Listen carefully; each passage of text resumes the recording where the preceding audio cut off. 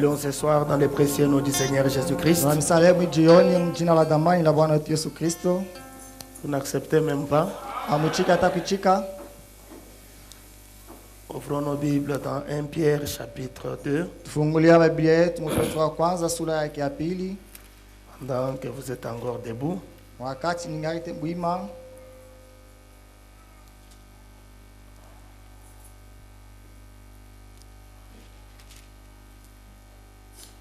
Nous allons prendre à partir du verset 4. Commençons par le verset 3. Si vous avez écouté que le Seigneur est bon, approchez-vous de lui, pierre vivante, rejetée par les hommes, mais choisie et précieuse devant Dieu. Et vous-même comme des pierres vivantes,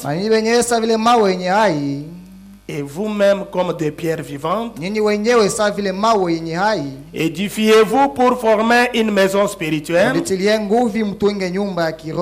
un saint sacerdoce, afin d'offrir des victimes spirituelles agréables à Dieu par Jésus-Christ. Car il est dit dans l'Écriture, voici, je mets en Sion une pierre angulaire, voici, choisie, précieuse, et celui qui croit en elle ne sera point confus. L'honneur est donc pour vous qui croyez, mais pour les ingrédules, la pierre qu'ont rejeté ceux qui bâtissaient est devenue la principale de l'angle.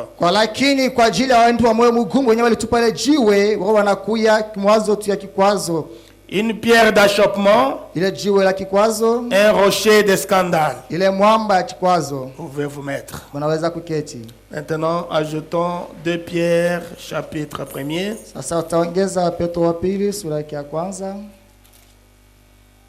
Versets 5 à 10. La Bible dit ceci. À cause de cela même, faites tous vos efforts pour joindre à votre foi la vertu, à la vertu la science, à la science la tempérance, à la tempérance la patience, à la patience la piété, à la piété l'amour fraternel, et l'amour fraternel la charité.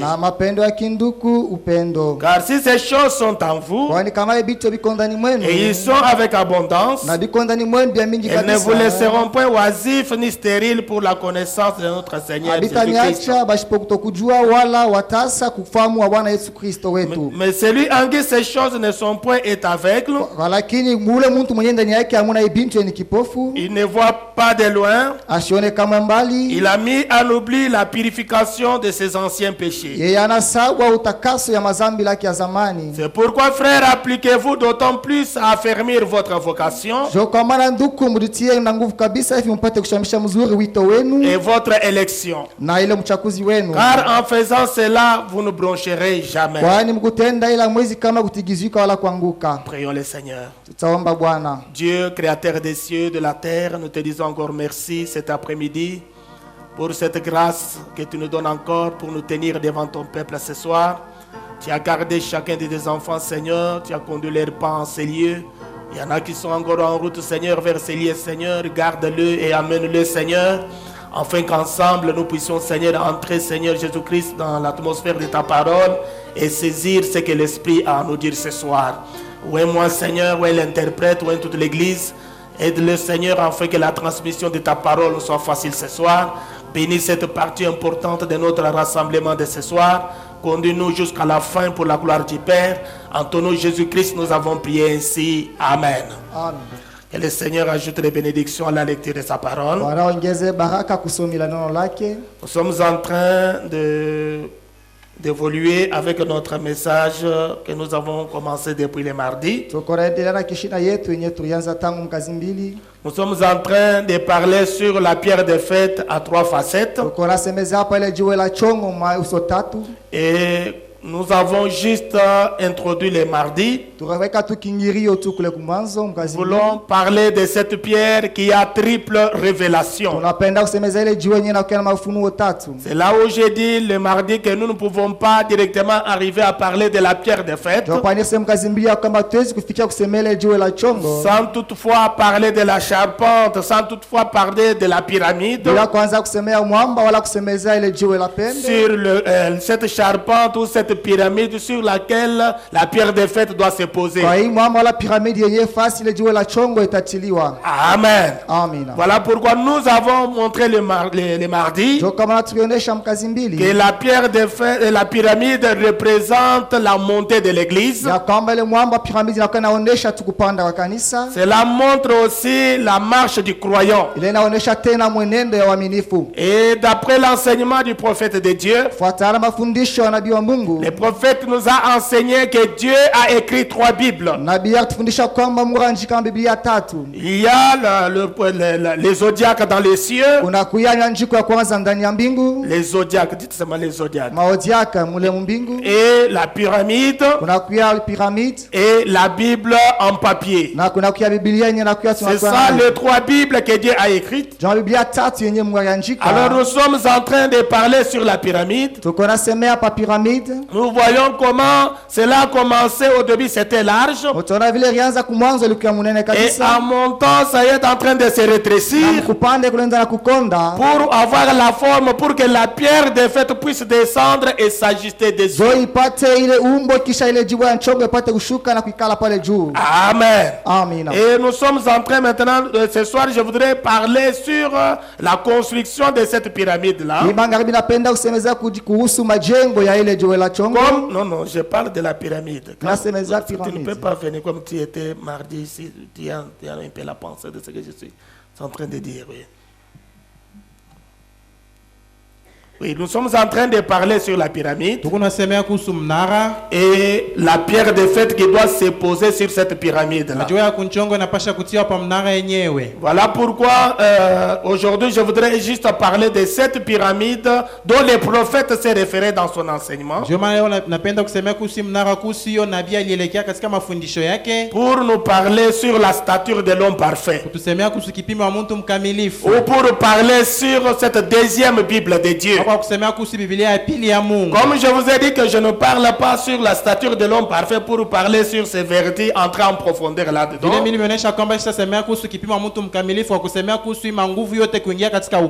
Mais moi je vais parler sur la pierre de fête qui a triple révélation. Mais nous ne pouvons pas arriver jusqu'à parler sur la pierre de fête sans toutefois parler de la pyramide qui va porter cette pierre de fête. Est-ce que vous êtes avec moi ce soir? Parce que frère Branham nous a dit c'est comme ça que Dieu a construit l'église. C'est comme ça que l'église a évolué depuis le premier âge jusqu'au 7e où nous sommes. Amen. Alors je voudrais continuer comme je vous ai dit pour parler sur cette pyramide d'Enoch. Enoch qui avait construit cette pyramide dont le prophète s'est référé. Frère Branham parle dans la parole parlée et la sémence originelle.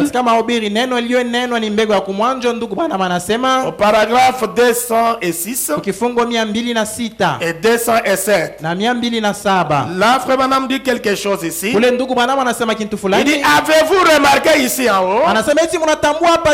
Elle se trouve au-dessus de la pyramide. Il dit maintenant, que représente cela lorsque Enoch l'a construit? Il dit voici ce qui arrivera. C'est semblable à la progression de l'église de l'évangile. Regardez, en bas la partie est large de la pyramide. Elle représente le premier jour de la réforme. Au début là c'était un peu large. Il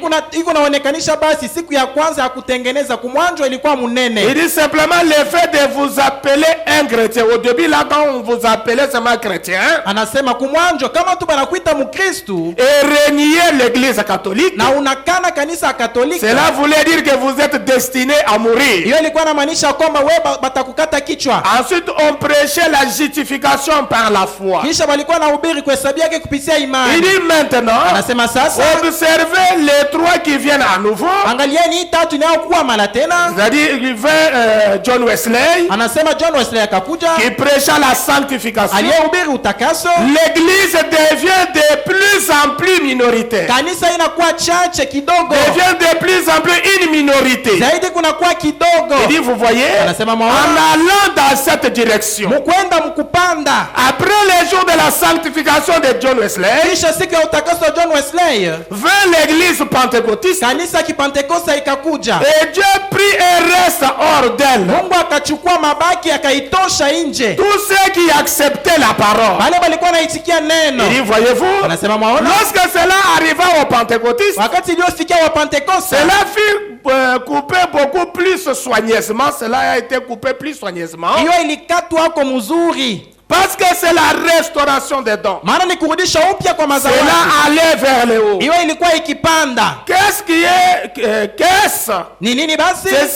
c'est tout en bas se trouvait loin de regard de la tête. Il dit c'est ici, c'est un peu plus de la tête. C'est plus près de la tête. Quand on essaye de monter, quand on arrive un peu au temps de Wesley, là on monte un peu, voyez là c'est plus près de la tête qui est la pierre de fête en question.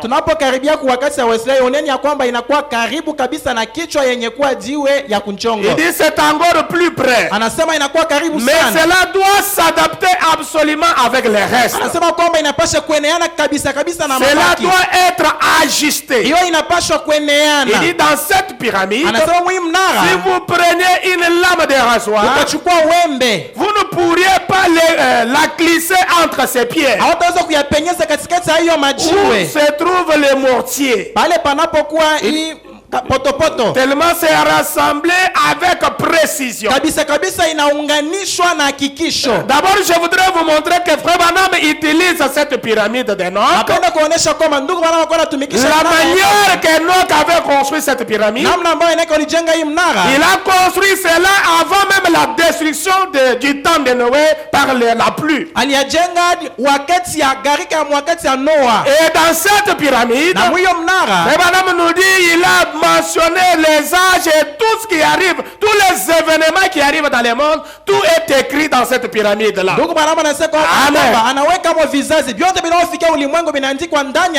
événements qui viennent sur la terre, la guerre, tout ce que nous voyons aujourd'hui, parce que cette pyramide était la deuxième Bible de Dieu. Amen. Mais quand nous avons lu dans la Bible ici, dans 1 Pierre chapitre 2, la Bible nous a dit que Jésus est la pierre angulaire. Jésus comme la pierre angulaire. Pierre continue, il dit que nous aussi nous sommes des pierres vivantes. Amen. Parce que cette maison de Dieu, cette pyramide est construite avec des pierres. Amen. Comme Jésus est la pierre angulaire, il est la pierre de fer. Nous aussi nous sommes des pierres qui construisons, qui participent à la construction de cette maison de Dieu. Et la Bible nous dit nous sommes des pierres vivantes. Amen. Maintenant appuie cette pensée là, parce que j'ai eu ça avant de venir ici au paragraphe dans Jéhovah Jireh Dieu 61. Écoutez comment il dit dans Au paragraphe 3. Il dit dans sa prière, il dit ceci. Parce que nous sommes appelés à être des pierres qui doivent entrer dans cet édifice, qui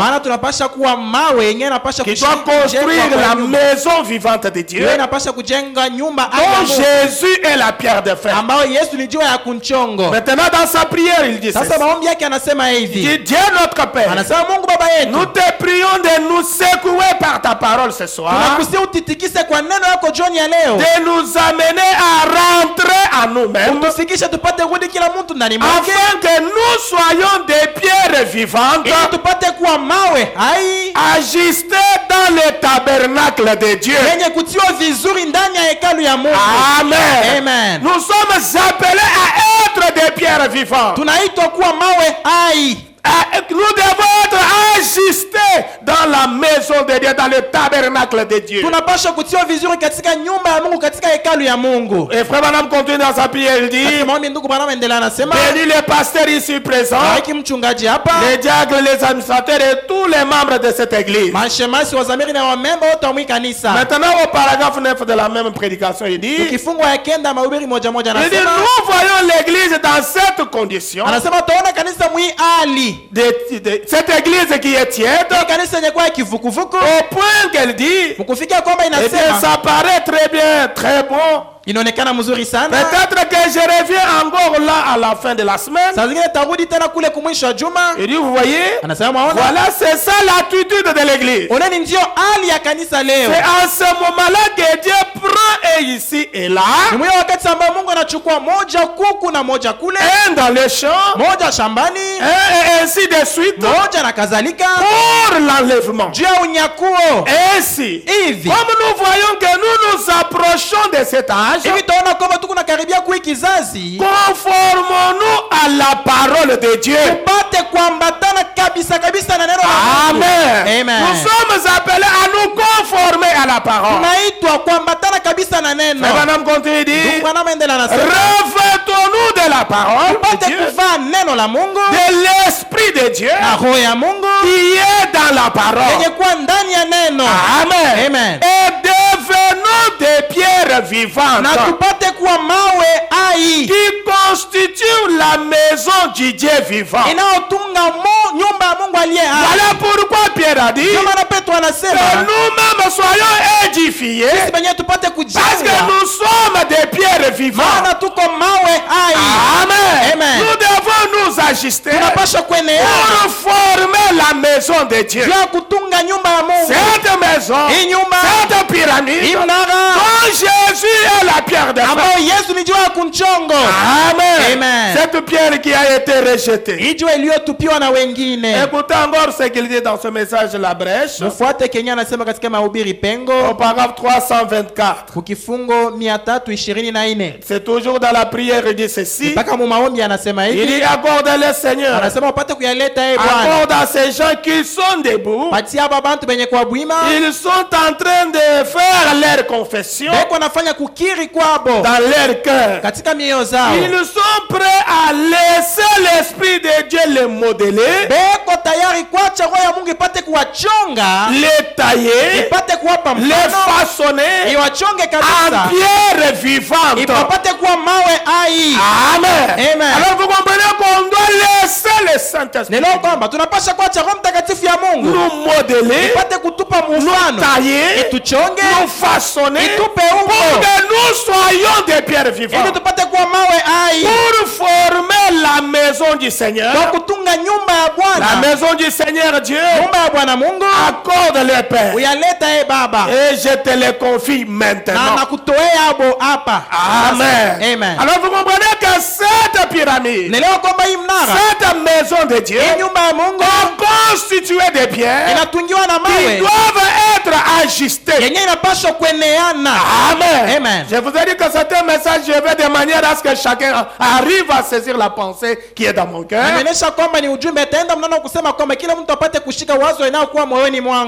Amen. Quand Enoch construisait cette pyramide, qui est la deuxième Bible de Dieu. Cette pyramide, comme je vous ai dit qu'en Égypte, là, il y a eu beaucoup de pyramides qui ont été construites. Mais cela servait de tombe aux dignitaires, des grands hommes, des rois de ce temps-là, des anciens pharaons. Mais nous parlons de cette pyramide-là que le prophète a utilisé pour parler sur la deuxième Bible de Dieu. Dans la prédication persévérée, frère Branham dit ceci. Amen. Je parle d'abord de cette pyramide-là. Et nous allons progressivement jusqu'à ce que je vais attaquer sur la pierre de fer qui a triple révélation ou 3 facettes. Au paragraphe 21, frère Branham dit ceci.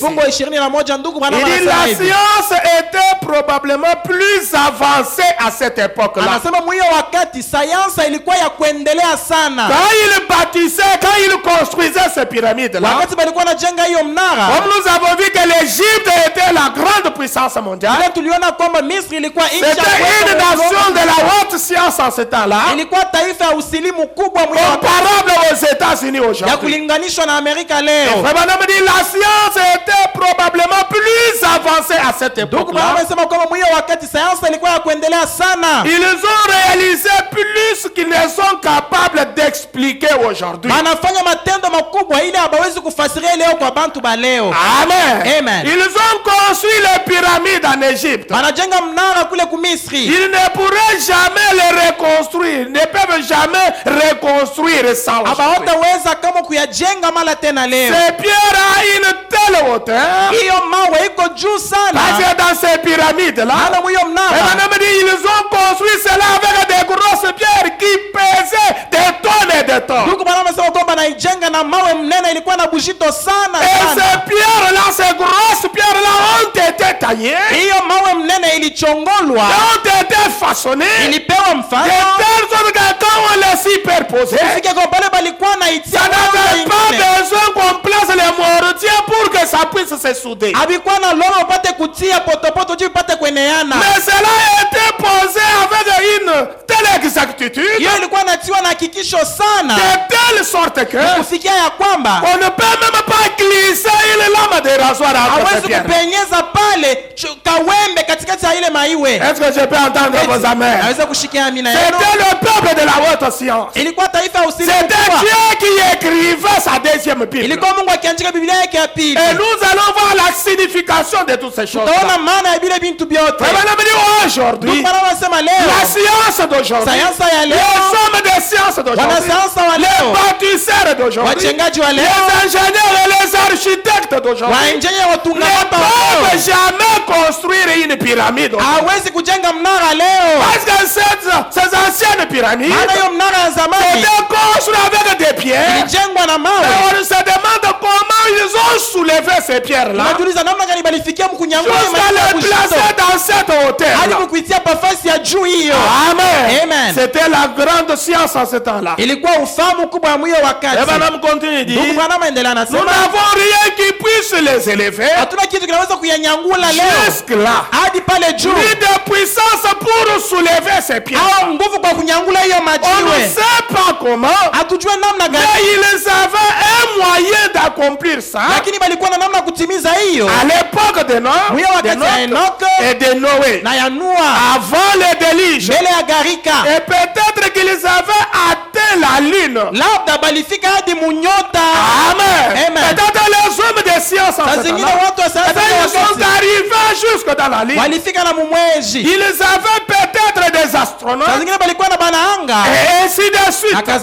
Nous ne savons pas. Amen. Alors vous comprenez que c'était des grands hommes de science. Ils ont construit cette pyramide qui est construite avec des grosses pierres. Mais comment ils ont soulevé ces pierres-là jusqu'à cette altitude-là? Parce que c'était un grand peuple. Dans la prédication, message de grâce. Nous appuyé la même pensée. Amen. Amen. Parce que ce qui m'a attiré, qui a attiré mon attention dans ceci. Parce qu'il y a des choses quand Frère Branham me parle de la pyramide. Cette pyramide qui représente la construction de la maison de Dieu. Ou de l'église depuis le premier âge de l'église. Au cours des âges. Il y a des choses qui ont attiré mon attention. Ce sont ces choses-là sur lesquelles je vais insister. Pour faire jaillir la lumière de la parole qui est cachée. Parce que cette pyramide de Enoch dont nous parlons ce soir était construite au centre de la terre avec des grosses pierres qui pesaient des tonnes et des tonnes. On n'a pas utilisé la mortier pour souder ces pierres-là. Mais les pierres ont été taillées de telle sorte que rien ne peut se glisser entre ces pierres-là. Cela a été construit au centre de la terre. De telle sorte que malgré la position du soleil, la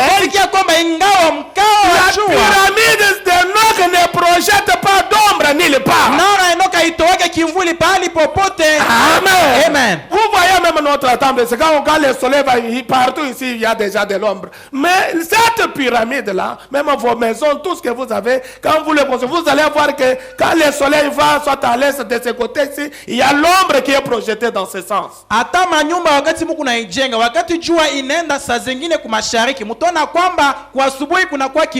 Mais cette pyramide qui a servi du deuxième Bible ne projette pas d'ombre nulle part. Amen. Amen. Alors que cela monte plus haut, il s'est positionné, s'est construit avec des grosses pierres. Parce que nous parlons de la pierre qui a une confession. Nous parlons de la pierre. La Bible nous a dit que nous-mêmes nous sommes des pierres vivantes. Amen. Qui construisait la maison de Dieu. Alors comment nous devons être construits? Nous devons être construits comme les pierres dans la pyramide. Nous devons être soudés les uns aux autres comme les pierres dans la pyramide. Quelqu'un peut lui dire Amen? Message de grâce 53, Frère Branham dit ceci. Il dit maintenant, rappelez-vous que dans notre enseignement sur les leçons que nous venons de terminer, nous avons pris la grande pyramide et nous l'avons étudiée pendant un certain temps. Voilà que Frère Branham prenait des enseignements. Quand il parlait sur quelque chose, il prenait tout son temps pour parler cela aux gens, pour expliquer cela aux gens, pour ressortir les vérités de la parole qui sont cachées, pour que les gens comprennent ce que nous croyons et ce que nous confessons. Amen. Il dit nous l'avons étudié pendant un certain temps. Celle que Enoch a dû construire. Et la pierre de fête n'a jamais été posée sur la pyramide. J'ai déjà été là.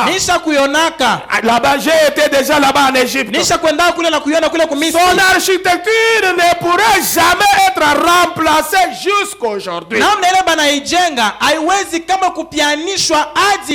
Amen. La manière dont on a construit la pyramide, son architecture ne peut jamais être remplacée jusqu'aujourd'hui. Madame dit, nous n'avons pas de machine capable de construire une pyramide, ni de puissance, à l'exception de la puissance atomique, capable de construire une pyramide, car elle est très grande, cette pyramide. Des pierres qui pourraient peser des tonnes et des tonnes iko na majiwe yenye kuwa na matoni na matoni ya qui bujito se tiennent là dans l'air. yenye kuwa pale ewani. Amen. Amen. Elles sont mises ensemble Majiwe inatiwa de pamoja telle sorte que kufikia ya kwamba même une fine lame de rasoir mpaka wembe kadogo elles ne sont pas cimentées, ces pierres-là. hiyo majiwe baitie potopoto sima. Elles Hapana. sont simplement taillées Inachongwa tu afin qu'elles s'ajustent. ili ipate kueneana. Amen. Amen. Amen. Amen. Maintenant, frère Branham dit, Sasa ndugu bana au paragraphe bana 54, kifungu 54 il dit c'est ainsi que le corps de Jésus devrait être taillé. anasema ndivyo mwili ya Yesu ilipaswa kuchongwa. Est-ce qu'il y a le corps de Jésus-Christ ici Eti ce kuna soir? Yesu Kristo hapa jioni ya Frère leo. Branham dit c'est ainsi que le corps de Jésus-Christ Ndugu bana bana kwamba ndivyo mwili ya Yesu devrait Kristo être taillé par le Saint-Esprit, ilipaswa kuchongwa kupitia Roho Mtakatifu, par le grand outil et instrument de Dieu, kupitia chombo mnene ya Mungu, de sorte que nous soyons unis kufikia kwamba tupate kuunganishwa comme une seule personne. kama mtu moja.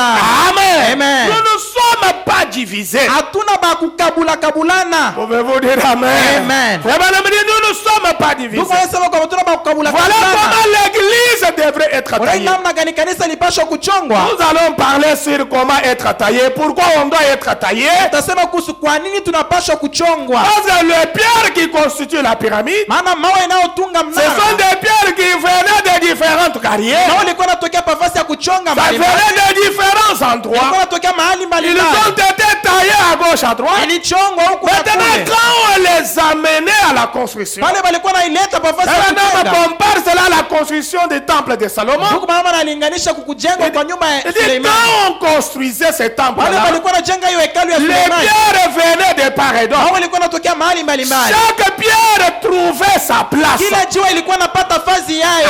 Amen. Amen. Il était taillé dans de différentes carrières. Mawe ilichongwa pafasi ya kuchongwa mbalimbali. L'église, le corps de Christ, Kanisa mwili ya Kristo devrait être taillé ilipaswa kuchongwa par le Saint-Esprit, kwa Roho Mtakatifu par le grand outil et instrument de Dieu, kupitia chombo mnene de ya Mungu, sorte que nous soyons unis. kufikia kwamba tupate kuwa mmoja. L'église doit travailler là-dessus. Kanisa napasha Nous kutumika devons pale. prier à être unis parmi nous. Tunapaswa kwamba tupate kuwa mmoja kati Amen. yetu. Nous Amen. devons être soudés les uns aux autres Tunapaswa kuunganishwa wamoja na wengine par le Saint-Esprit. kupitia Roho Mtakatifu. Amen. Amen. Frère Branham continue de dire, Ndugu Branham anaendelea nous anasema devrions être une seule personne. tulipasha kuwa mtu mmoja. Cela montre qu'aucune machine Hiyo inaonyesha kwamba kiombo hata n'est moja capable de construire cela haiwezi kujenga hayo de cette façon-là. kwa hiyo namna. Pour faire cela, Kwa kufanya hiyo il n'y a que Dieu. ni mpaka Mungu ndio anaweza. Amen. Amina. Seul Dieu peut nous unir ensemble. Mungu pekee anaweza Seul kutuunganisha. Dieu peut nous amener à nous unir, à être un. Mungu pekee anaweza kutufikisha tupate kuunganisha tuwe mumoja. Il n'y a aucune machine Hakuna chombo hata qui est moja capable d'unir l'église. iwezayo kuunganisha kanisa. Aucun credo, aucune dénomination Fundisho zebu hata ne moja peut jamais amener l'église à l'unité. haiwezi kufikisha kanisa La kuumoja. seule chose Kitu peke qui yacho peut nous unir kinaweza ensemble, kutuunganisha c'est le pamoja. Saint-Esprit. Roho Mtakatifu. Chaque croyant doit être taillé, Kila mwaminifu anapaswa kuchongwa. façonné, Pewa mfano pour qu'il s'agisse à cette pyramide. ili apate kuelewana na hii Il mnara. s'agisse à la maison de Dieu. Apate kupata fazi yake pa nyumba ya Parce Mungu. que laissez-moi vous Maana dire, unyache quand nimeongea. Dieu construit, quand Dieu commence à placer ce pierre que nous sommes, Wakati Mungu anaweza kutia majiwe ambayo ni sisi dans cette construction de sa maison, katika hii majengo ya nyumba yake, vous allez avoir frère Branham dit, utaona ndugu bana pendant wanasema qu'on construisait le temple wakati là, walikuwa wanajenga hiyo on hekalu n'entendait pas les bruits de marteau, hawakuwa nasikia on kelele ya n'entendait sando, pas les bruits de scie, hawakuwa nasikia kama on kelele ya plaçait kusomeno, chaque chose sans bruit, balikuwa natia kila kitu pasipo parce kelele, que cela était d'avance taillé. maana hiyo ilitangulia Si on kuchongwa. prenait une pierre, Akichukua on jiwe voulait la positionner à cet akipenda endroit. kuyatia Si paipu elle ne s'ajustait pas, kama yeneane, les maçons n'avaient pas le droit de frapper encore pour ajuster. mjengaji ashukua na haki ya On kupiga prenait kwa seulement la kuyaisha. pierre, on la jetait. Achukua tu On na prenait kuyaisha ce qui vingine. pouvait s'ajuster et on plaçait Walikuwa là-bas. na baba ya kuenea pale na kuitia. Amen. Amina. Laissez-moi que nous sommes dans un grand chantier de Dieu. Vous allez voir même notre temple qui est en construction ici. On amène des planches ici. On amène des clous. On amène des briques. Vous allez voir que ce ne sont pas tous les clous qui participent à la construction. Il y a d'autres qui se tordent là-bas et on les déglace automatiquement. Il y a d'autres planches qu'on monte juste là où on sait, alors on coupe. Vous allez voir, il y a des morceaux de planches partout là-bas. Il y a des morceaux de fer. Mais ces choses-là sont venues jusqu'au chantier, mais ils n'ont pas participé à la construction. Il y a même des briques qui se cassent juste au chantier ici. Il y a même d'autres briques, le maçon prend jusqu'à les poser, il se casse là-bas et on les jette, on cherche à l'autre, on place.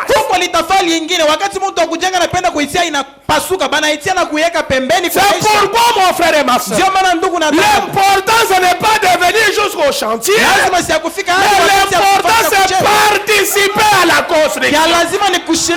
Trouvez votre place dans cette maison de Dieu. C'est ceux qui comprennent cela disent Amen. Parce qu'il y a des choses qui ratent. On va brûler à la fin. On amène le sac de ciment. Et le ciment là est dans l'enveloppe. L'enveloppe là ne participe pas à la construction. On va déchirer, on prend le sac, on met à côté et on va le brûler. Le sac là a quitté l'usine. Il a quitté là où on l'a fabriqué. Il est venu juste au chantier. Mais on le brûle à la dernière minute. C'est là où nous avons beaucoup de croyants. Ils viennent jusqu'à la maison. Mais ils ne participent pas. Ils n'arrivent pas à trouver leur place dans la construction, dans l'édifice. J'aime que vous compreniez bien ces choses.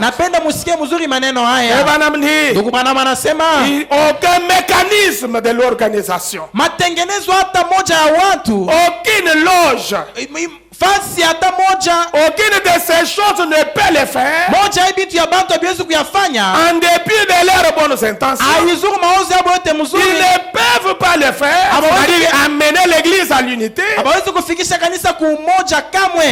faire cela, il n'y a que Dieu le Saint-Esprit. Amen. Alors vous comprenez que cette pyramide c'est constitué avec des pierres qui pèsent. Soyez des chrétiens qui pèsent dans la balance de Dieu. Pas des gens agités à devant des doctrines. Voyez que cette pyramide de Noé a résisté même au déluge. Amen. Alors que le déluge avait tout dévasté. Mais cette pyramide, comme ça devait servir à la deuxième Bible de Dieu, comme tout était écrit dedans, cela résistait, a tenu bon contre les tempêtes et les eaux du déluge. C'est le type de l'église du Dieu vivant. Voilà pourquoi Jésus a dit que cette église est bâtie sur les rocs.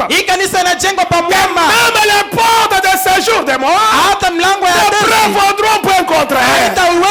Un chrétien qui est bâti sur les rocs, qui est positionné sur les rochers des airs, aucune tempête de l'enfer, aucun démon, aucune puissance ne peut l'agiter, ne peut le basculer.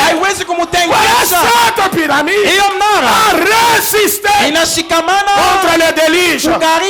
Voilà les heures de croyants que Dieu a besoin ce soir. Des gens qui résistent contre les orages, contre les tempêtes, contre les inondations, contre tout ce qui peut arriver. Ils restent fermes dans la parole. Ils sont battus sur les rochers parce que ce sont des pierres pesantes. Ce sont des pierres qui ont été taillées. Ce sont des pierres qui ont été façonnées. Rien ne peut les ébranler. Et s'il y a ces pierres ce soir, elles disent que la ta main.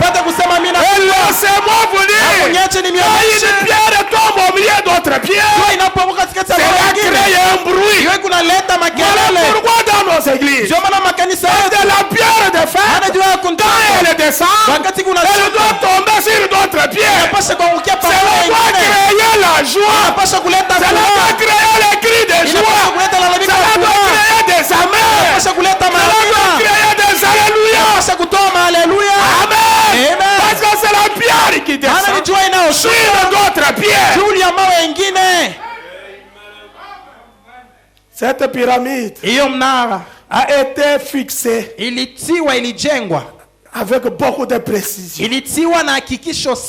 Un chrétien, il est positionné dans la parole avec plus de précision. Un croyant doit connaître avec précision en qui il a cru. Il a sauvé. Quelle est la parole qu'il a cru? Et quand il a la révélation de la chose, parce que la pierre en soi-même c'est une révélation. C'est une église de révélation. Voilà pourquoi frère Madame dit, nous allons de révélation en révélation, de puissance en puissance, de gloire en gloire. C'est une maison en pierre, pas en briques cuites, pas en bloc ciment, mais c'est une maison en pierre qui a été taillée, modelée, façonnée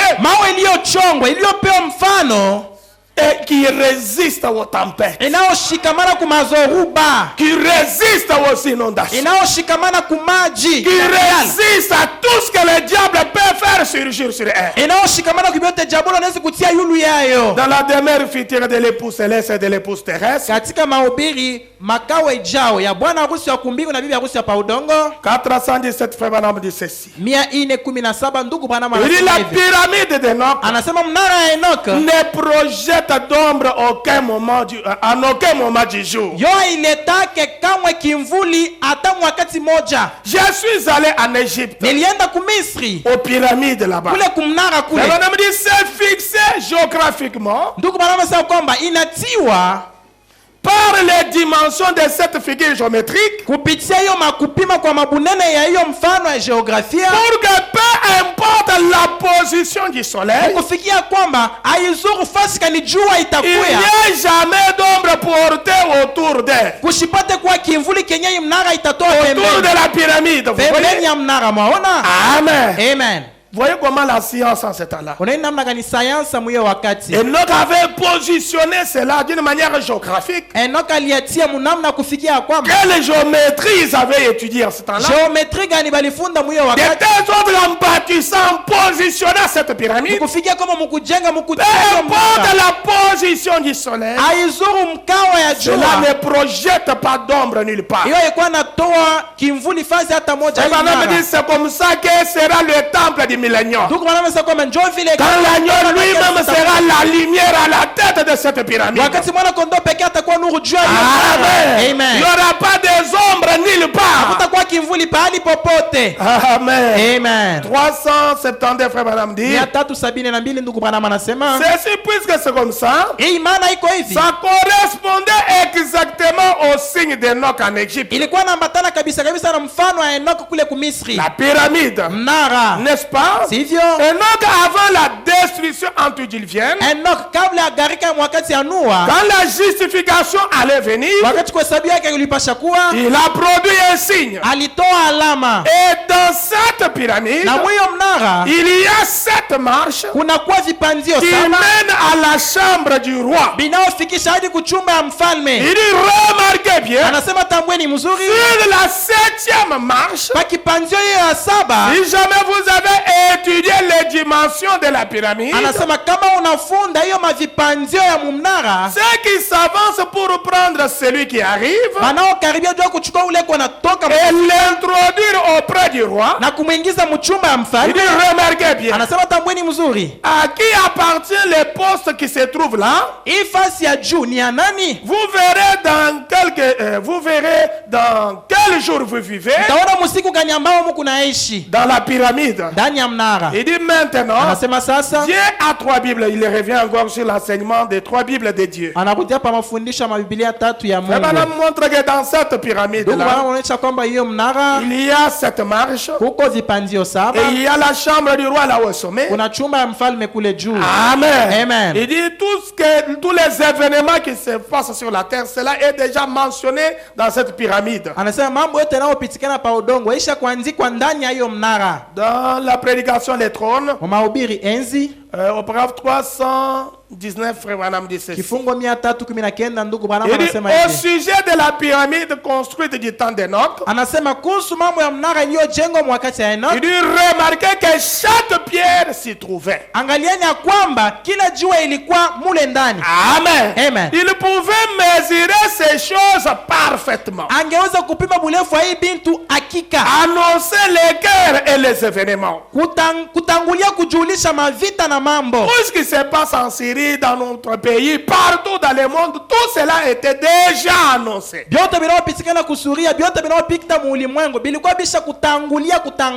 Il dit seulement manque de la pierre de fête. Ce qui manquait, c'était seulement la pierre de fête. Tout y est sauf la pierre de fête. Il dit pourquoi? Avez-vous examiné les billets $1? Sortez-en un et regardez, la pierre de fête est absente. Il dit pourquoi? La pyramide n'a-t-elle jamais été coiffée de la pierre de fête? Il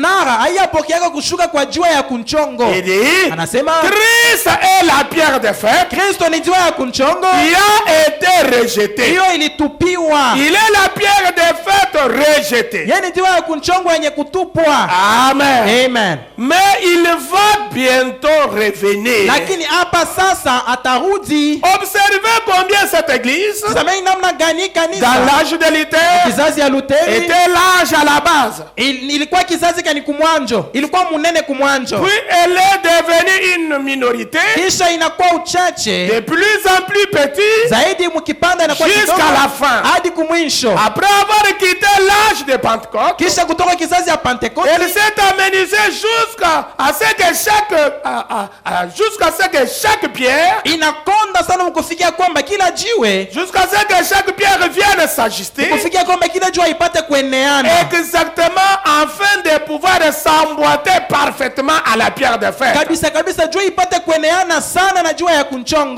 Amen. Amen. Une église qui manifeste Jésus comme étant le même hier, aujourd'hui et éternellement. Une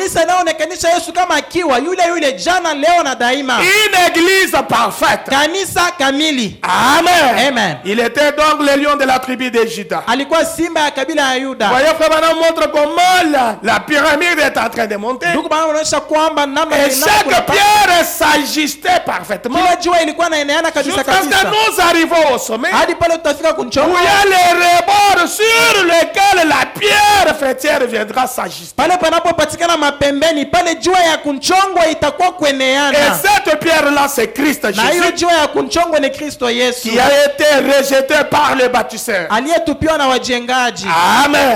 Et nous allons voir les 3 facettes de cette pierre de fer. Dans le Fils de Dieu manifesté, frère Branham dit ceci. Il a fait la suivante, c'est-à-dire la deuxième Bible, c'était la pyramide. À l'époque d'Enoch, quand ils ont fait la pyramide, ils le mesuraient, et je ne comprends pas, mais les gars, et il se penche, il marche à genoux jusqu'à une certaine distance. Ils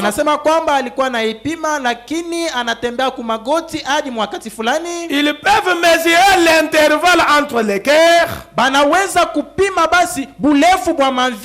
Vous savez où ils sont dans leur mesure maintenant?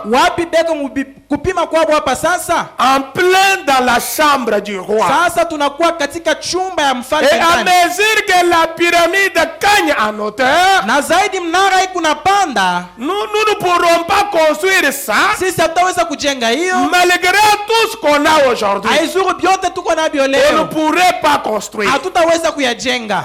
Amen. Amen. Alors vous comprenez, frère madame, dit avec le mesure, nous sommes dans la chambre du roi. Leo kwamba na bipimo ndugu bwana amesema kwamba tuko mchumba ya mfalme. C'est-à-dire attendant que la pierre de fête entre. Ni kusema kwamba tukiongolea jua ya kunchonga ipate kuingia. Il dit mais à mesure que nous croissons. 40 na mnane anasema kwamba zaidi tuko na panda à partir de l'âge de Luther, tokea kizazi cha Luther, l'âge baptiste, kizazi ya wabatiste, l'âge méthodiste, kizazi ya wamethodiste, l'âge pentecôtiste, kizazi ya pentecosta, nous voilà maintenant arrivés à la pierre de fer. Sasa tumefika kujua ya kunchongo. Amen. Nous tendons vers la pierre de fer. Tunaelekea kujua ya kunchongo. Vous voyez? Waona? Nous attendons. Tunaongolea. Nous avons un ardent désir tukuna nia kabambi de voir la pierre de fer prendre sa position. Yakona jua ya kunchongo kuchukua fazi yayo. Que l'édifice, majengo gani, que l'édifice soit complète. Jengo ipate kueneana. N'avez-vous pas lu dans l'écriture eta mkusome katika andiko que la pierre qui a été rejetée, ya kwamba jua yenyewe ilitupiwa? Évidemment, kweli kweli, nous ne comprenons pas bien là. Il est question du temple de Salomon. Atuelewe mzuri pale, lakini mambo ni ya hekalu ya Suleimani. Est-ce que vous comprenez maintenant? Eti mnaelewa? Et voilà, nous renvoie maintenant au temple de Salomon. Anaturudisha sasa kwa hekalu ya Suleimani. Comment il a été construit? Namna gani ilijengwa? Il dit mais la pierre qui a été rejetée anasema lakini jua yenyewe ilitupa est devenue la principale de l'angle. Imekuwa basi jua ya msingi.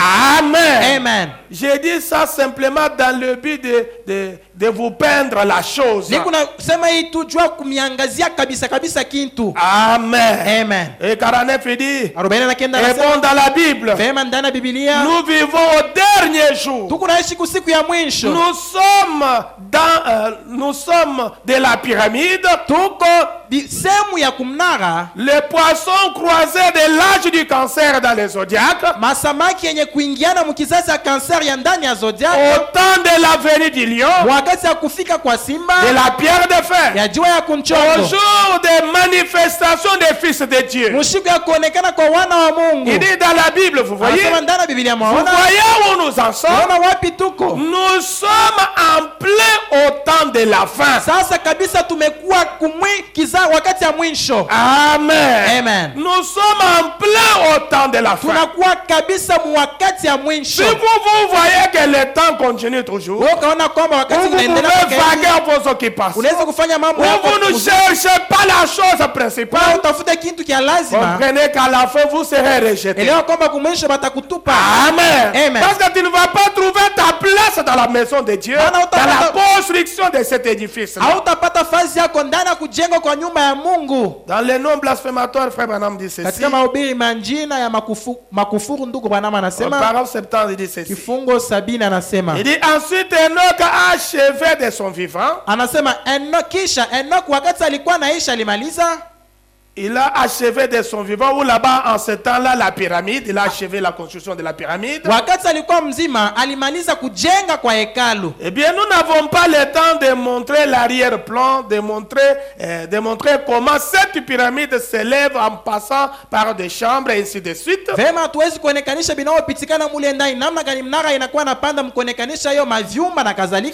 parle clairement du temps de la fin maintenant. Ils sont dans la chambre du roi. Maintenant selon leurs mesures. Amen. Mais la pierre principale n'a jamais été posée sur la pyramide.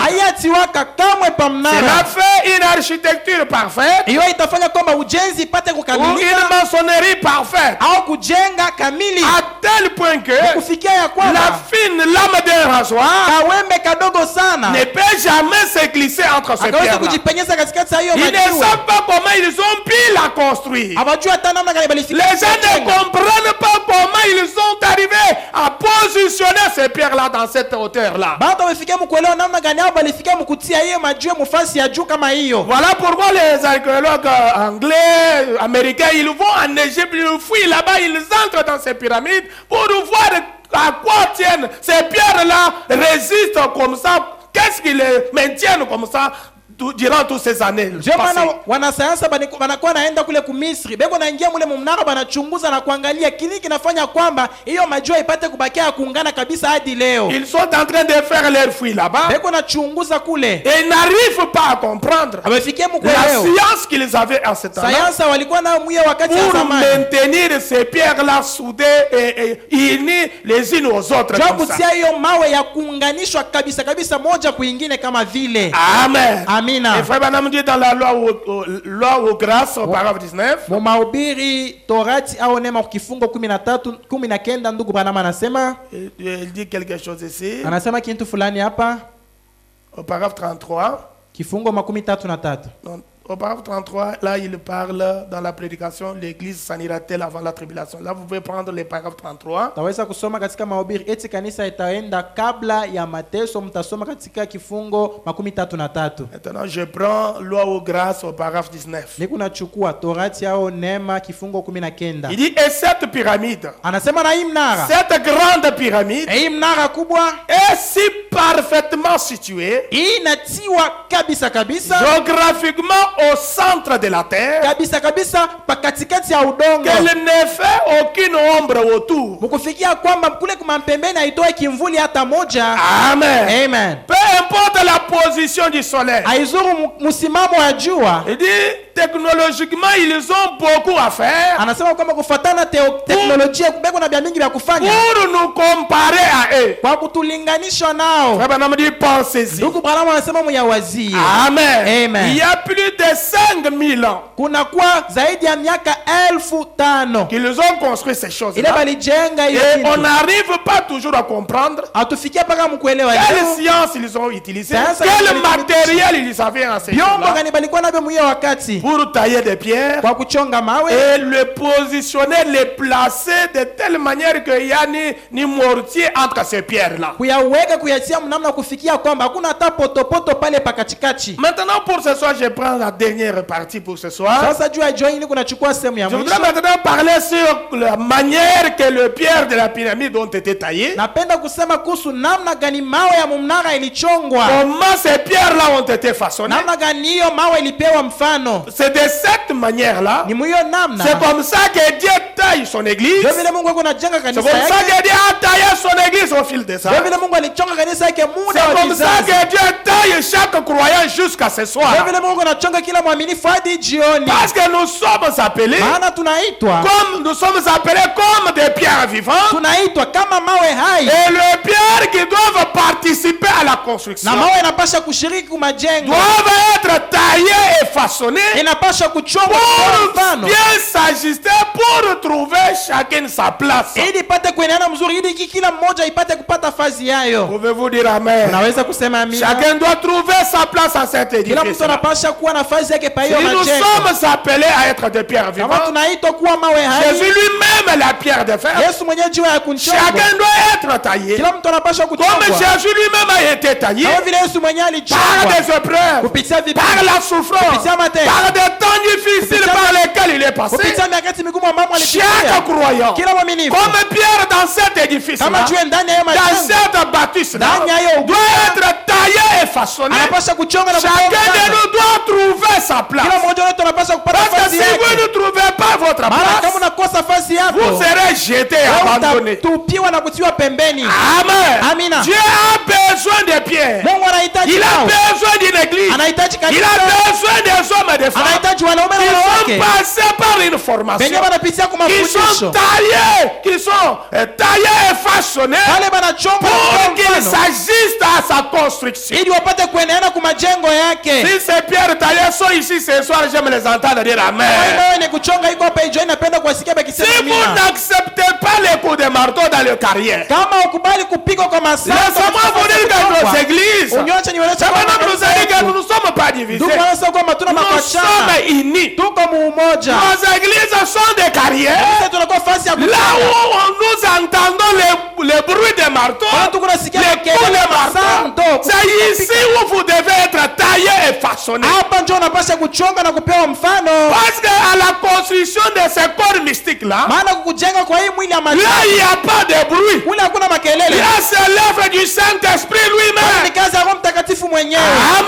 Amen. Mais c'est ici où il y a les bruits. Hapa ndio panapokuwa C'est ici kelele. où on donne des coups. Hapa ndio tu kunapiga. C'est ici où vous devez être taillé. Hapa ndio unapaswa C'est ici où kufungwa. vous devez accepter les coups de marteau. Hapa ndio unapaswa kuichikwa Le marteau de l'évangile sando ya qui injili. vous taille et qui vous façonne Ndio kuchonga na pour vous donner l'image d'un fils ou d'une fille de ili Dieu. pata kupa mfano ya mwana au Si binti wa vous Mungu. n'acceptez pas Kama cela, unaikatala, vous n'aurez pas de place dans cet édifice. hautapata fazi yako ndani ya hayo Si vous majengo. me comprenez bien, je vous entendre dire Amen. Ukanisikia mzuri, napenda Bien kumisikia que je ukisema amina. réclame trop vos amens ce soir. Hata niko na lomba Comme si vous maandamina êtes yenu jioni. tellement fatigué et épuisé. Ni kama munachoka Mais je sana voudrais que kuelekea. vous compreniez ce soir Napenda mwelewe jioni ya que vous leo. ne venez pas ici pour passer votre Ya kwamba temps. mkuja hapa kwa kupitia wakati Ici, c'est yenu. dans un carrière. Hapa ni fasi ya Vous kuchonga. devez être taillé et façonné. Unapasha Vous kuchonga. devez travailler sur vous-même. Unapasha kutumika Vous wewe devez mwenyewe. travailler sur votre Unapasha âme. kutumika pa Vous wasi devez yako. travailler sur votre esprit. Unapasha kutumika pa Pour wasi que yako. vous soyez une pierre Upate kuwa qui jiwe. doit entrer dans cet édifice. Iwe itapata fasi yao ndani ya Ne hiyo jiwe. venez pas ici pour passer votre Usikuwe temps. hapa kwa kupitisha Ne wakati. venez pas ici pour dormir. Usikuwe hapa kwa Ou kulala pour kusinzia. voir les frères et Au sœurs. kuangalia bandugu na Ou badada. pour des raisons éphémères. Au juu ya masababu ya muda mfupi. Non, mes amis, Hapana, nous rafiki zangu. sommes ici Tuko hapa. comme des pierres vivantes. Kama mawe Nous hai. devons être taillés et façonnés Tunapasha kuchonga na kupoa comme les mambo. pierres qui ont été taillées Kama majua yenye à des lichongwa. différents endroits Mafasi dans mbalimbali. des parties du monde qui ont été acheminées à Jérusalem Ilipelekwa hadi kwa pour Yerusalemu. construire le temple de Dieu. Kwa kujenga hekalu ya Mungu. Amen. Amen. Amen. Amen. Dans la dédicace du 11 novembre 62, frère Katika Branham dit kutolewa kwa tarehe 11 Novemba 62, ndugu Branham anasema auparavant 24 jours auparavant 29, il dit kifungo ceci. 24 hadi 29 Il dit maintenant, anasema sasa nous trouvons que ces grands cèdres étaient taillés par les Libanais, les gens dans les pays où on devait les amener. tunakuta kwamba hii mchi ya cedre ilichongola kabisa kabisa na bantu wa kuliba wa mafasi mbalimbali kuinchi kule balipasha kuibeba. Et c'était, ils avaient des modèles. Balikuwa na mifano mbalimbali. Ils rassemblaient des différentes parties du monde. Balikuwa na ikusanisha toka sehemu mbalimbali ya Et maintenant, ulimwengu. si vous remarquez, Sasa mkatambua Salomon n'a jamais rien changé au modèle que Moïse avait vu au ciel. du temple. Suleimani ashikubadilisha kitu hata moja kumfano ile Musa aliona kumbingu ya hekalu. Sur le mont Sinaï. Pa mlima ya Sinai. Moïse, lorsqu'il sortit de la vision, Musa alipotoka muono, il dressa la tente akatia hema, et il fit exactement tel qu'il avait vu au ciel. aliyafanya kabisa kabisa vile yaona mbinguni. Et lorsque Salomon construisit le temple, Suleimani alipojenga hekalu, il le fit exactement tel qu'il avait vu les modèles, aliyajenga kabisa kabisa vile aliona mfano yayo. les types. Mfano, Moïse dressa une tente, Musa akajenga hema, un type perpétuel, mfano ya parce kuendelea. qu'on les déplaçait de lieu en lieu. Mara balikuwa nahamisha toka mahali kuipeleka mahali Mais nyingine. Salomon lui fit le tabernacle Lakini Suleimani alifanya hekalu exactement selon le modèle que Moïse avait vu au ciel. kabisa kabisa kufatana na mfano Musa aliona mbinguni. Tout était rassemblé, Yote ilikusanishwa placé parfaitement en ordre. yenye kuwekwa kabisa kabisa musawa. Maintenant, frère Branham dit, Sasa ndugu Branham anasema quelle application spirituelle matumikizo kani ya kiroho nous pourrons faire ici, tunaweza kufanya à hapa savoir que nous ne devons jamais abandonner les ya Écritures. kujua kwamba hatupashwe kamwe kuacha maandiko. Conformez-vous strictement au modèle. Weye ambatana tu kabisa kabisa na C'est la mfano. raison pour laquelle Ndiyo maana je crois que la manière dont la première église était modélée, na mimi nakwamba namna ambayo kanisa ya kwanza ilipewa mfano c'est de la manière dont la suivante devrait être modélée. ndio vile kanisa ya kufuatiwa ilipaswa nayo kupewa huko. C'est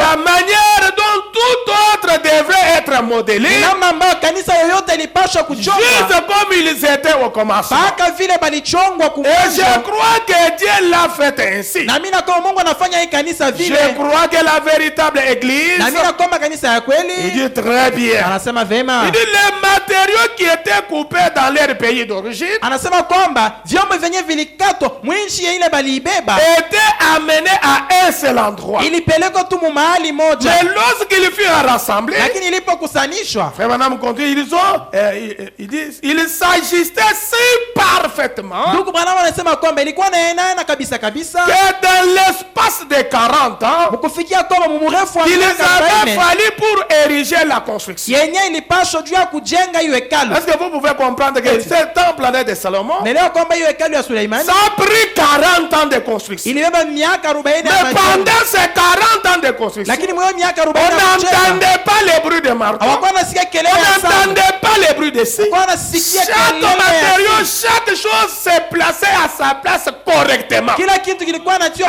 Amen. sawa sawa. Il dit, frère, c'est comme ça que le corps de Christ est construit. Ndugu Branham, C'est comme ça que l'église doit être érigée. ndivyo mwili ya Kristo kanisa inapaswa kujengwa. Frère Branham dit, Ndugu Branham anasema il y avait une pierre qui devait, il n'y avait pas de pierre qu'on devait scier hakuwa mawe yenyewe balipaswa kukata na kisela mara ou arranger de nouveau. au kutengeneza On kuchonga tena. n'entendait pas les bruits d'une scie, Hatukuwa nasikia kelele ya ni kisela les bruits mara des marteaux pendant 40 ans. au kelele ya sando muda wa miaka 40. Amen. Amen. Frère Branham dit, vous me parlez de la maçonnerie, Ndugu Branham anasema kwa Mungu de anataka l'architecture. kujengo au kutunga mamba. Maintenant, cela montrait lorsque nous faisons quelque chose. Asema sasa inaonyesha kwamba tunapofanya kitu fulani, Cela montre que lorsque nous faisons quelque chose, hiyo inaonyesha kwamba tunapofanya kitu que fulani nous le faisons selon les modèles que Dieu a conçus pour na nous. kama tuko nayafanya kufuatana na mfano ile Mungu alitangulia kutengeneza juu yetu. Il dit maintenant, Anasema sasa la plupart de ces pierres paraissaient très étranges. mawe mengi kwii ilikuwa inaonekana kuwa ya kigeni, Mais il y avait dans le temple une place pour toute pierre étrange. lakini ndani ya hekalu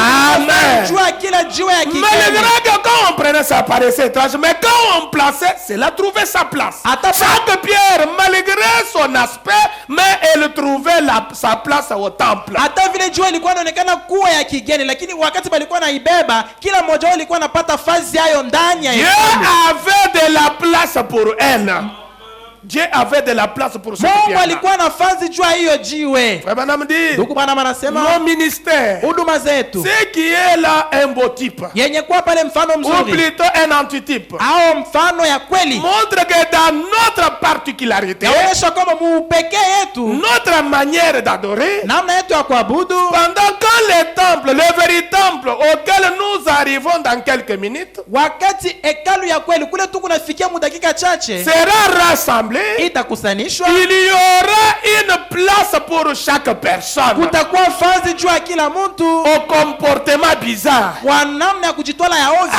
Amen. Amina. Parfois pour moi vis-à-vis de vous, j'ai un comportement bizarre, mais je suis une pierre, j'ai une place au temple. Mara mie kwako niko kama Amen. kujitwala ya ovyo. Vous pouvez Niko voir kuna ce fazi frère kwa là, hekalu. Nesi kuna il wewe vous tu. paraît bizarre, Kwako ni il a waovyo. un comportement bizarre, Kwako kuna mais kitendo c'est une kingine. pierre que Dieu a besoin. Hata vile jua Mungu Et cette analazimisha. pierre-là a une place au temple. Ile jua iko nafasi yayo kwa hekalu. Cette sœur-là peut apparaître bizarre. Unaweza kuonekana ovyo Son kwako. caractère peut vous paraître vraiment difficile et Tabia yako compliqué, inaweza kuwa ya mais nguvu c'est sana, dans un but. lakini ni mshabaha. Dieu a besoin de cette pierre-là. Mungu comme ça. anahitaji hiyo Et jiwe mpaka cette vile. pierre-là a sa place dans la construction. Hiyo jiwe iko nafasi yao ndani ya majengo. Amen. Amen. Et vous savez, quand on a besoin de pierre, Najua wanapolazimisha mawe c'est le bâtisseur qui a la vision du temple. wa kujenga, njoo iko na ono ya C'est hekalu. Dieu qui a la vision du corps mystique. Mungu njoo iko na ono ya mwili ya kimajabu.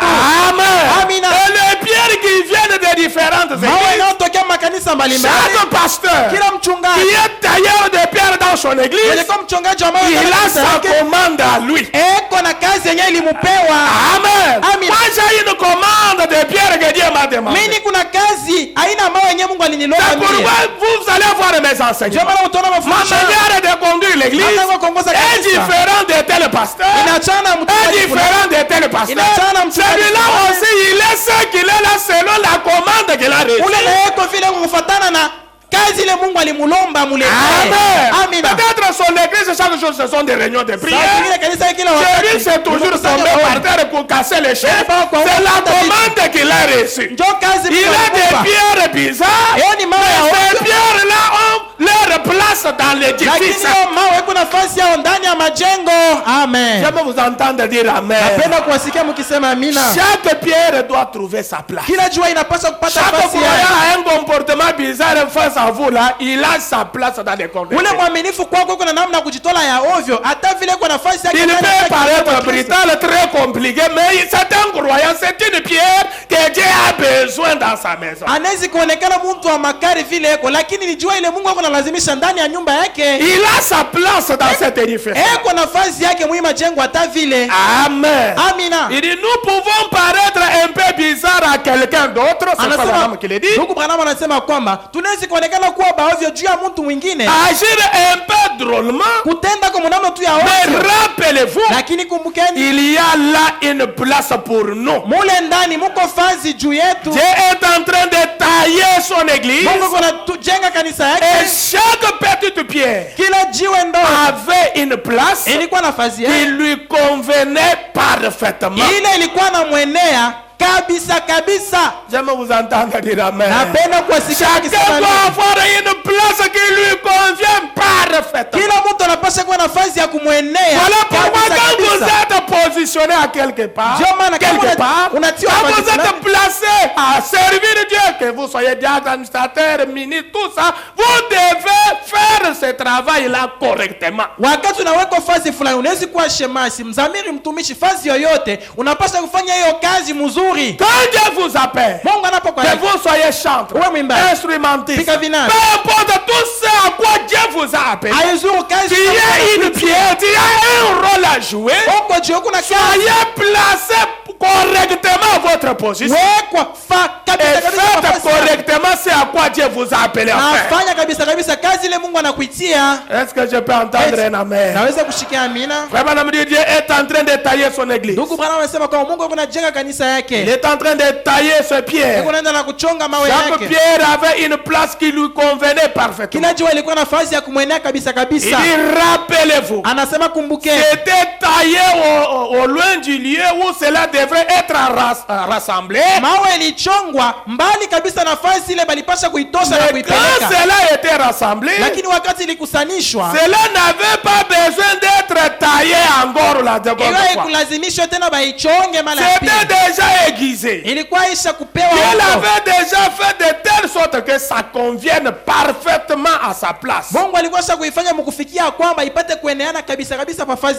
comprenez que ce sont des pierres qui ont été taillées, polies. Ce sont des pierres qui pouvaient s'ajuster les unes sur les autres correctement.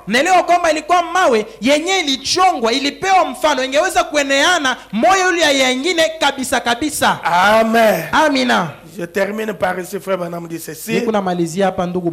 Nous allons continuer le dimanche. Il dit, chaque comportement bizarre des chrétiens est de nouveau. Malgré leurs particularités, c'est là à sa place. Il s'ajuste au corps. Il va la placer, vous voyez, à la place qu'il faut. Et plusieurs d'entre nous pourraient essayer de dire cela ne vient pas de Dieu. Amen. Nous pouvons condamner, amener quelqu'un en enfer, dire qu'il ne convient pas, mais nous devons comprendre que chaque pierre a sa place. Nous devons accepter d'être taillés, façonnés à l'image de Dieu.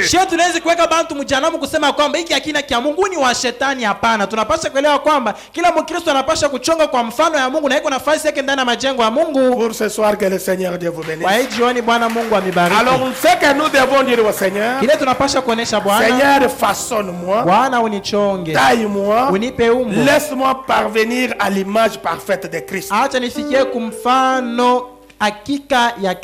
Mettons-nous debout. Pendant que nous allons fredonner ces chants,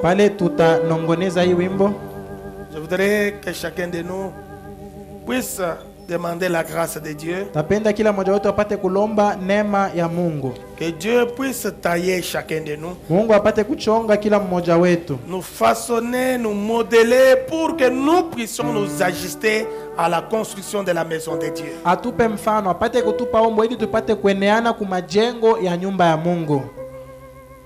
Ma foi regarde à toi. C'est le cantique numéro 23.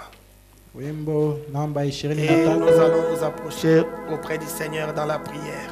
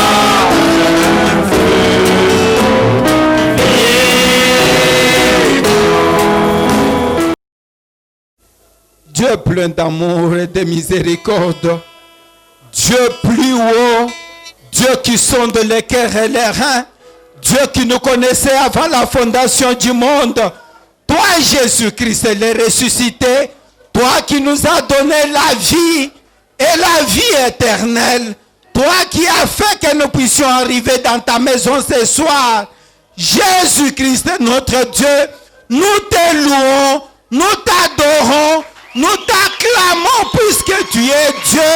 Il n'y a point de Dieu comme toi, ô Père. Puisque toi, Dieu, tu es la source de la vie. C'est pourquoi cette femme-là qui était au puits, quand il t'a reconnu, il t'a dit, c'est toi qui dois me donner l'eau de la vie. Oh Jésus-Christ, notre Dieu. Et cette vie-là, cette eau-là, c'est cette parole que nous avons écoutée ce soir, disant que nous sommes des pierres et nous devons être ajustés dans la construction de la maison de Dieu. Jésus-Christ, notre Dieu, je sais une chose, ça ne dépend ni de celui qui court, ni de celui qui veut, c'est toi seul qui fais miséricorde. Que ta miséricorde et ta grâce puissent abonder sur ton peuple ce soir, de telle manière que nous soyons des pierres qui doivent accepter les coups de marteau pour que nous puissions nous ajuster. Merci au Père bien-aimé, que cette prédication de ce soir soit inscrite, Seigneur, dans nos cœurs avec les birins du sang, de telle manière que nous puissions, Seigneur, marcher, sachant que nous ne sommes pas de ce monde et qu'un jour nous allons partir. Jésus-Christ, notre Dieu, quand toi la pierre défaite, tu ne toucheras pas cette terre. Et nous allons te rencontrer. Et à ce moment-là, nous allons dire au revoir aux maladies, aux souffrances et à tout ce qui est en train, Seigneur Jésus-Christ, de nous agacer. Oh Père bien-aimé, mais pour le moment, avec le Saint-Esprit et sur cette prédication, s'il y avait quelqu'un ici qui avait, Seigneur, quelque chose, un besoin dans son cœur, que ça soit la maladie, que ça soit un obstacle, que ça soit, Seigneur Jésus-Christ, pour le travail, que ça soit pour n'importe quoi, que toi, Dieu grand et redoutable dans les combats, que toi, Dieu d'Abraham, qui a fait de nous, oh Père bien-aimé, la lignée d'Abraham, et nous devons posséder toutes les portes de l'ennemi.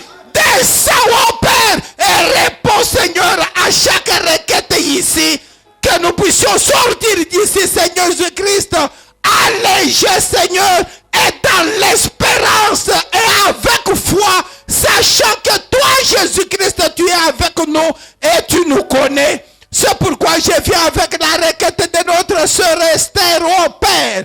Seigneur, mon Dieu, mon roi, ta main n'est pas courte pour aider ni venir au secours. Que tu puisses, Seigneur Jésus-Christ, lui donner. Oh Père bien-aimé, touchez celui qui est malade. Aide maintenant là où il est. Qu'il puisse sentir, Seigneur, qu'il y a une puissance, qu'il y a un feu qui a traversé son corps pour qu'il puisse recevoir la guérison totale et absolue. Merci, oh Père bien-aimé. Bénis ce peuple pour qui tu as déversé ton sang précieux. Bénis notre pasteur, oh Père. Et bénis, Seigneur, les services d'offrande et des dîmes, Seigneur, ce qu'on va récolter tout de suite.